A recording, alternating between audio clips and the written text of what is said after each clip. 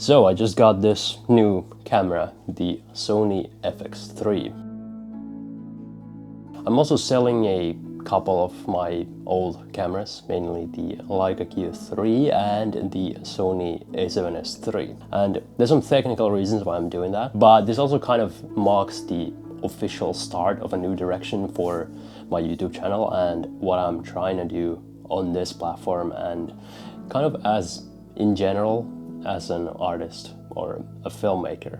So I'll go into the technical reasons in a little bit, but I'm actually more interested in talking about the more, let's say, philosophical or psychological reasons why I've decided to make this change. Now, in the photography world, there's this trope that the camera doesn't matter. I think the reason this almost stereotypical statement exists is because if you're on social media with any kind of a following, you're just going to be buried with comments like which camera do you use, which then can be taken as kind of like an insult towards the person behind the camera. It diminishes the value of the person who's actually shooting the camera. So as a response, there's this camera doesn't matter movement. But it's also kind of true in the sense that modern cameras are now so good that the value of a camera is often overrated by people who are not aware of the value of the camera.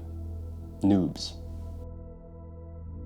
First of all, the Leica Q3. That one's a pretty easy guess if you watched my other videos. If you're used to good autofocus, the Leica Q3 just doesn't really cut it in that case, which was a bit of a surprise to me because none of the reviews really mention it, but I found it not to be reliable enough to justify the price tag.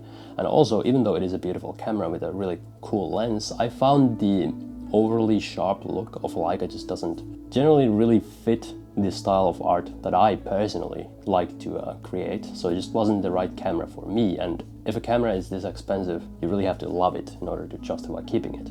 So that's gone for that reason. Doesn't mean it's a horrible camera, but it was a horrible waste of money for me, so happy to get the money back.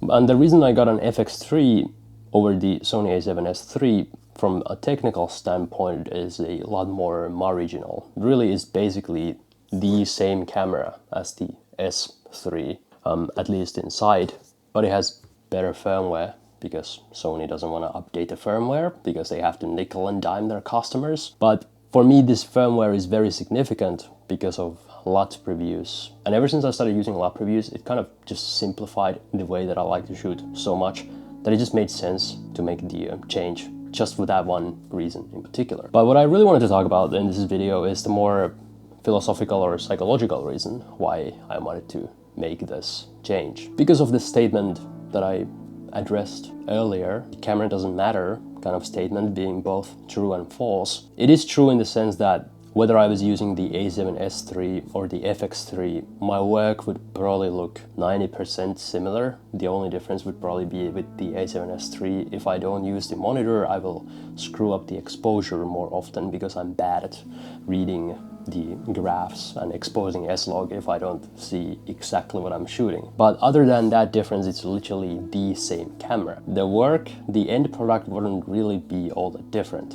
I could be using a Fuji, I could be using a Canon, whatever, doesn't really matter. But the real, let's say more philosophical or psychological reason that I switched cameras is related to my long-term goals as a YouTuber and as an artist in general. Because the more I keep thinking about it, the more clear it is to me that I'm more interested in being a little bit more of a story-driven filmmaker than just like a camera YouTuber. It's not that I don't like photography anymore or I'm gonna quit photography, but it's just in both my favorite videos that I've created personally on this platform and the videos that I watch myself on this platform and in general are more in the filmmaking niche, whether they are short films or film analysis or filmmaking gear or, you know, like just more cinematic vlogs in general. Those are my favorite type of videos, both to create and to consume. And just long-term,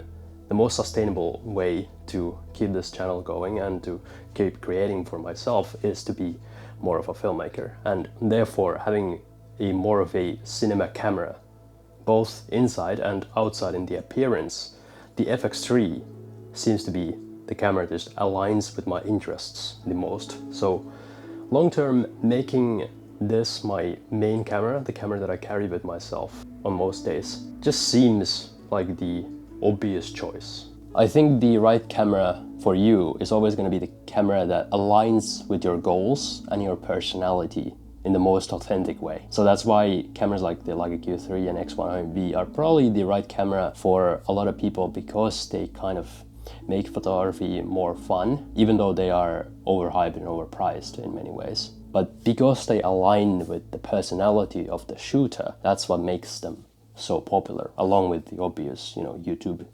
meme factor as well. But there's gotta be something beyond that, and I think the alignment is the main reason. The problem with me and those cameras, the Q3 in particular, is that I'm not really a stills photographer anymore. I mean, I still take stills photos, but like I said, my passion is just more directed towards filmmaking. So making the FX3 the main camera that I carry around most days with me is better for that alignment between what I want to create. So that's the real reason why I've made the switch. And yeah, I'm actually kind of really excited about what I'm going to create on this channel going forward, now that I've officially put it out there. And I'm aware that it may not result in as many views as before, but I would rather fail in a more authentic way to myself, fail in style if I'm gonna fail. And if I'm gonna succeed, it's gonna be so much more meaningful if I do it on my own terms. So yeah, that's all. Just a rant.